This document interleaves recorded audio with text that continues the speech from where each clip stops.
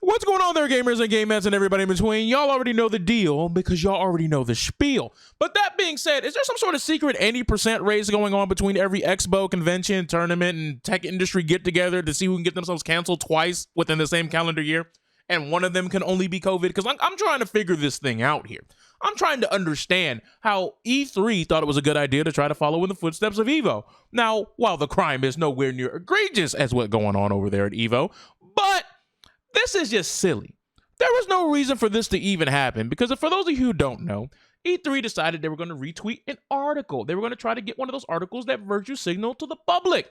And look, if you're going to virtue signal, at the very least, can you at least pretend like you truly give a fuck about those marginalized groups that you're going to be talking about in whatever virtue signal path you're going down? Like, as a minority myself, I would at the very least would like you to pretend that you give a shit about my life, because they decided they were going to tweet out this article from Parade. Yes, Parade, that one, in which it's titled, yes, the games we play, 25 online games that women enjoy.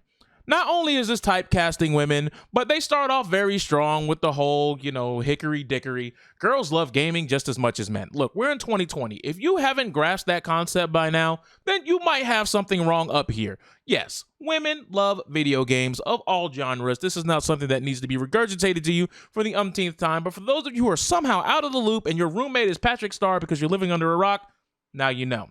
But then they decided to talk about free games for women, in which they start off with damn number one, Sudoku. They spelled it wrong, but then they spelled it right.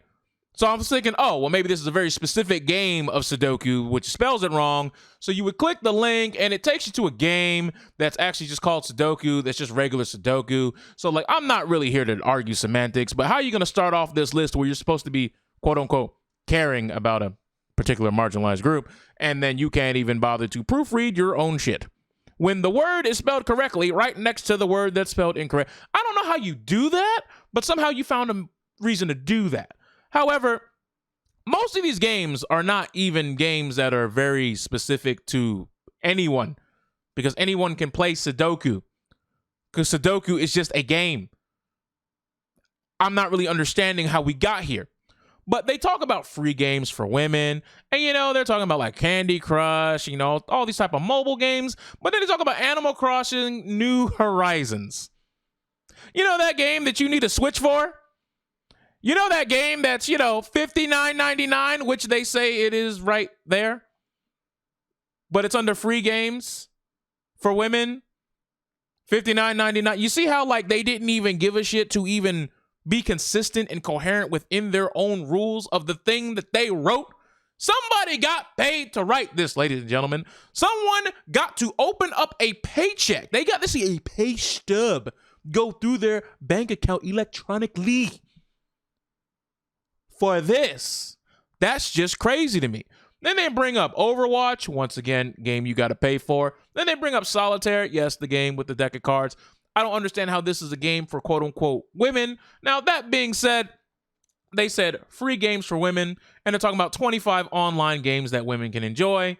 You don't need to be online to enjoy Solitaire. But once again, then they start talking about games that have price tags and price tags and price tags and price tags. And all I'm going to say is this. If you're going to virtue signal in such a manner, at the very least, can you pretend that you care about it? Because I feel like this is more insulting to women than anything that a lot of these misogynistic people are going to be saying on the back burner in these voice chats and these public teen chats and a lot of these online video games. Because one of the games you have listed here, which was Overwatch, I'll go ahead and read that for you real quick. What they said about Overwatch is Overwatch has become extremely popular with the ladies who game. In fact, it reportedly has twice the number of women who play it versus any other first-person shooter game. Women like it since it has a lot of female heroes to portray, giving them a chance to hold their own amidst the boys, and for its fantasy element. Okay, what does that even mean? Women like it a lot because of the female heroes. All right, boom, get that. But then it says giving them a chance to hold their own amidst the boys? That's not how that works. I mean, I guess that game does have Brigitte, so I guess I could see that being a valid argument. Never mind, excuse me. I guess I misspoke. But Then it says, and for its fantasy element, plenty of games have a fantasy element. Players can portray everything from a time-traveling freedom fighter or a beat-dropping battlefield DJ. It has so much fun and is very forgiving.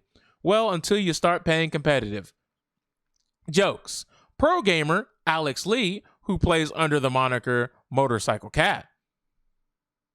And, you know, competitive is, well, I mean, it is a sweat fest. I'll tell you that much.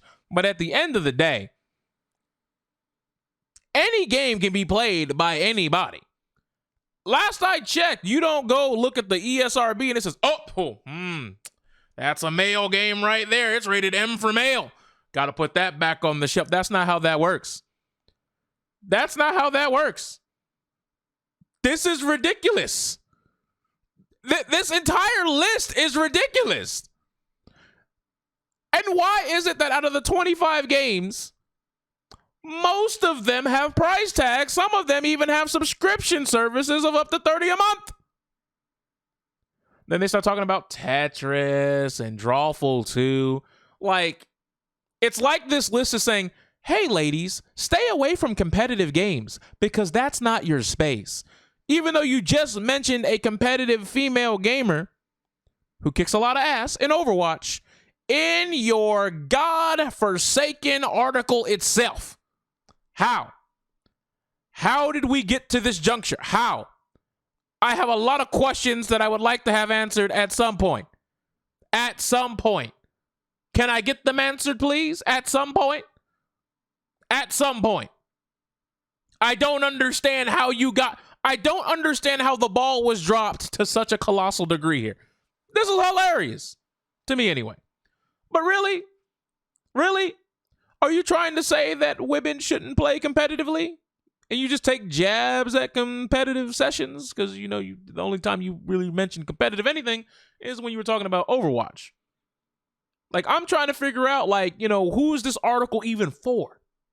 And I'm not so mad at, you know, this tabloid-esque website like parading this around, you know what I mean? I'm not so upset at them. But if you're going to be, you know, E3, I think at the very least you should pay attention, you know, sift through some of this stuff. You know, make sure that, you know, you're doing your due diligence in order to make sure that you don't end up looking like a complete and utter knuckle-dragging Neanderthal by promoting something else. You can't just, like, when you read the title, The Games We Play, 25 Games That Women Enjoy, you probably read this first paragraph and then turned your brain right off. That's as far as you thought it to, because women as a whole did not matter to the person who made that tweet.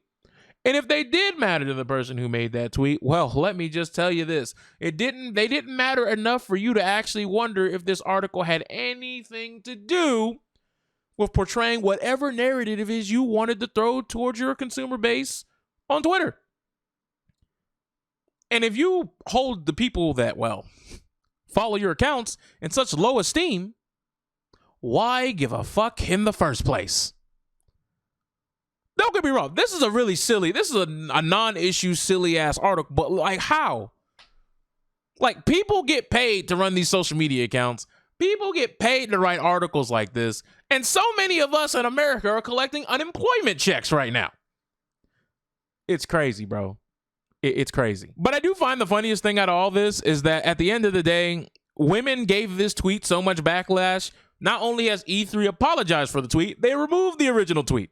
They want nothing to do with it. They want to act like we rinsed our hands of it and it never happened. But the internet never forgets. The archive to the article and the tweet, all that stuff will be in the video description below. I just thought it was a little silly video. I didn't have to make this video, but I just don't understand. Like, as a minority, I see a lot of this stuff a lot of the time where it's these people pretending that they care about black issues, and then they write articles like this and they just sort of waft onto the Twitter sphere, and they're like, oh, well, that's not our article, can't get mad at us for it. It's like, no, we gotta start holding some of y'all accountable. And people held E3's feet to the fire on this one, and I hope the next time they want a virtue signal, honestly, I just hope they don't, but if they do, at the very least, come with some sort of facts that, you know, make it seem like you give a shit about them just a little bit. Just a little bit. Just a smidge. Just a smidge. Work on that. Work on that. Do better. Be better. Y'all have good games and an even better day. I'm Kaiserenth, and I'm out of here.